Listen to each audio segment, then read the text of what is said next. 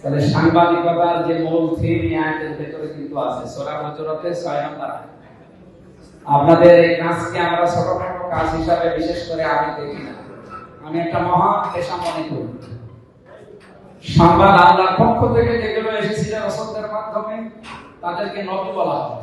ওখান থেকে বিভিন্ন শব্দের উৎপত্তি আছে। এখানে যে নাবাইন শব্দটা আছে, এখান থেকে ওই শব্দটা নাবাইন থেকে এই নবী, আমরা এইটাই তাফসিরে হাদিসে ইসলামের ইতিহাসে এগুলো পড়েছি।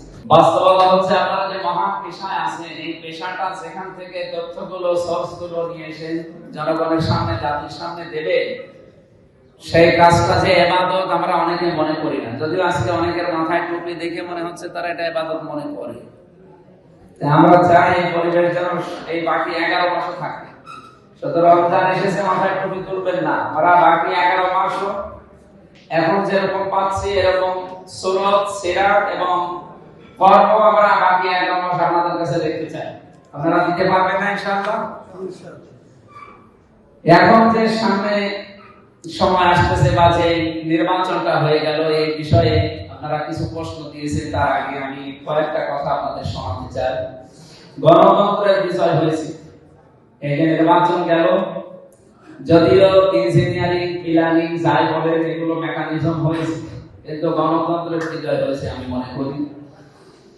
মানুষ ভোট দিতে পেরেছে অলরেডি, যদিও ভোট দিয়ে যা হয়েছে ওগুলো আমি বলতে চাই না মহাদানি, কিন্তু ভোট হয়েছে তো আলহামদুলিল্লাহ। আমার জীবনে তো আমি প্রথম ভোট দিলাম, কেমন করে দেওয়া লাগে তো জানতাম না, এবার দিয়ে অন্তত শিখলাম। আগামীতে ধারা যেন অব্যাহত থাকে, মানুষ তাদের পছন্দের প্রার্থী যারা, তাদেরকে ভোট দেওয়ার সুযোগ অন্তত এবার পেয়েছে।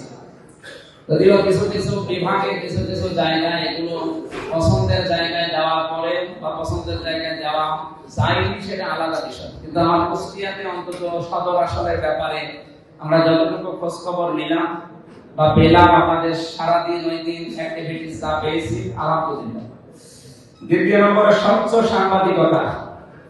অসংখ্য পরিশ্রমী এবং মেধাবী চৌকস সাংবাদিকদের কারণে কুষ্টিয়াতে স্বচ্ছ সাংবাদিকতার ধারা রচিত হয়েছে আলহামদুলিল্লাহ। এই যে লিখিত বিষয়গুলো আপনারা দেন মানুষের সামনে এবং ভিডিও ক্লিপ যেগুলো আসে, এই ব্যাপারে কোরআনে কারিমে একটা কড়া বার্তা আছে। আমি আপনাদের স্মরণার্থে এটা বলতে চাই, সূরা কলমে আছে, নুন কলমি ওয়া মা ইয়াসতুরুন। আল্লাহ তাআলা বলেন, হে নবী, আমি কলমের কসম করলাম। সর্বপ্রথম আল্লাহ এই জিনিসটাই বানিয়েছেন, এই জন্য সেই জিনিসের কসম করে তিনি জানিয়েছেন যে সাংবাদিকরা যা লেখে এবং এই লিখিত জিনিসের কসম, ওনারা যা লিখে যায়, ওনারা হয়তো দুনিয়ায় থাকবে না, কিন্তু লিখিত জিনিস থাকবে। এই জন্য আপনাদের কসম দিয়েছি, আর আপনারা যা লিখে যান ওই লিখিত জিনিসের কসম দিয়ে এখানে অনেকগুলো কথা আল্লাহ আমাদেরকে জানিয়েছে। এজন্য যা লিখবে এটাই হয় আপনাকে জান্নাতে নিয়ে যাবে, অথবা এটা আপনাকে জাহান্নামে নিয়ে যাবে। এটা আপনাকে হয় মানুষ বানাবে না, এটা আপনাকে অমানুষ বানাবে।